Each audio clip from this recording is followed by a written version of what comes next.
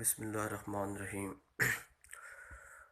2 दिन पहले ना ईरान में एक अटैक हुआ है, ड्रोन अटैक, जो कि ईरान में जो अल शहीद नामी एक ड्रोन बनाता था, जो कि रशिया को रिसेंटली उन्होंने एक्सपोर्ट किया है।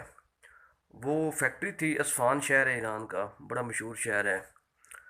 तो उस शहर में वो फैक्ट्री थी, डिफेंस कॉम्प्लेक्स के नाम पे। उधर अटैक हुआ है जनाब। अमेरिकन मीडिया के मुताबिक, या फोर्ब्स एक जो वेबसाइट है इंटरनेशनल अमेरिका की, उसके अलावा एशियन टाइम्स, उसके अलावा जनाब न्यूयॉर्क टाइम में ये खबर छपी है कि उधर वो जो अटैक हुआ है वो इसराइल ने किया है। और इसराइल की जो मोसाद है उन्होंने ये एक्सेप्ट भी किया है कि वो अटैक इसराइल ने लॉन्च किया है। तो बेसिकली पर्पस ये था कि वो उस फैक्ट्री या उस पूरे जो कम्प्लेक्स है, डिफेंस कम्प्लेक्स है ईरान का, उसको तबाह करना था। तो उन्होंने वो कोशिश की है, एक अटैम्प्ट भी ली है। लेकिन उधर मसला ये बन गया है कि वो जो इसराइल का जो हाई टेक जो अपना उनका ये उन्होंने अटैक किया, ड्रोन अटैक, वो उधर क्रैश कर गया है। वो ड्रोन जो है वो बारूद से लदा हुआ था। तो जब उन्होंने अटैक किया तो वो उधर क्रैश कर गया और तबाह हो गया है। अब सवाल ये पैदा होता है कि अभी तक ईरान की तरफ से ऐसा कोई जवाबी कार्रवाई क्यों नहीं की गई। उसकी वजह ये है कि ईरान के मीडिया के मुताबिक ईरान बड़ी खुशी मना रहा है कि उनका जो डिफेंस सिस्टम है वो इतना फ़ाल है कि इसराइल के उन्होंने अटैक को ख़त्म कर दिया है या उसको फेल कर दिया है। तो ये उनकी बहुत बड़ी एक अचीवमेंट है और कामयाबी भी है।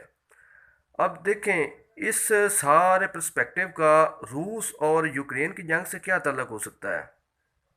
वो ताल्लुक है, क्योंकि वो जो अल शहीद एक ड्रोन है वो रशिया ईरान से परचेज करके रूस और यूक्रेन जंग में इस्तेमाल कर रहा था।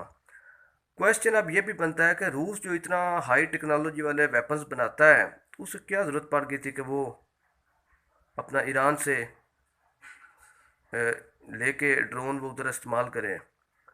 तो ये इधर जवाब उसका ये है कि जनाब जो रशिया बनाता है वेपन या जो भी मिज़ाइल, रशिया ने रिसेंटली एक और भी ईरान से बैलिस्टिक मिज़ाइल का जनाब एक एग्रीमेंट किया है।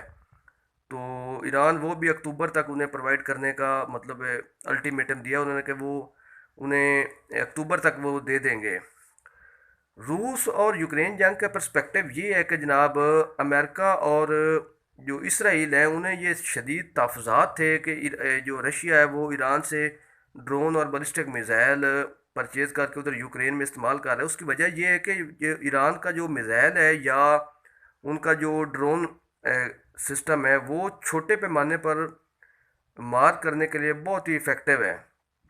और रशिया वो तकरीबन, अगर रशिया बनाता है तो वो रशिया के मुकाबले में 1/10 कॉस्ट उस पर आती है। अगर एक चीज़ रशिया 100 रुपये में बनाता है तो वो ईरान से 10 रुपये में उन्हें पड़ती थी। तो और वो छोटे पैमाने पे बड़ी इफ़ेक्टिव थी। अब जो है ना, इसराइल को तकलीफ ये है कि अगर रशिया को ईरान अक्टूबर तक बैलिस्टिक मिज़ाइल भी दे देता है तो आने वाले वक्तों में वो जो ईरान है ना अपना इसराइल पर अटैक हो सकता है। क्योंकि ईरान अगर जो न्यूक्लियर कैपेबिलिटी हासिल कर लेता है तो उसका अगला टारगेट जो है वो अपना इसराइल है। वो न्यूक्लियर वेपन बना के इन्हीं बैलिस्टिक मिसाइल्स को वार हेड के तौर पर इस्तेमाल करके इसराइल पे अटैक कर सकता है। तो ये इसराइल के लिए, उसकी सलामती के लिए एक बहुत ही बड़ा एक धचका हो सकता है। तो इसी इसराइल एक अंग्रेज़ी में मुहावरा है कि nip the evil in the bud, कि कोई भी बुराई पनपने से पहले ही उसे ख़त्म कर दो जड़ से। तो इसराइल इस फार्मूले को बहुत ज़्यादा मतलब इस पे इसको अप्लाई करता है। अभी हाल ही में ये सुनने में आया कि हो सकता है ये इसराइल ने टेस्ट किया हो ईरान की जो डिफेंस सिस्टम है उसको चेक करने के लिए। अभी ये अमेरिकन मीडिया ये अप्रोच कर रहा है कि हो सकता है आने वाले वक्तों में इसराइल और अमेरिका मिल के ये जो फैक्ट्री अस्फहान में, इसको जनाब वो टारगेट करेंगे। अभी उन्होंने चेक किया कि ईरान का कितना डिफेंस सिस्टम इफ़ेक्टिव है।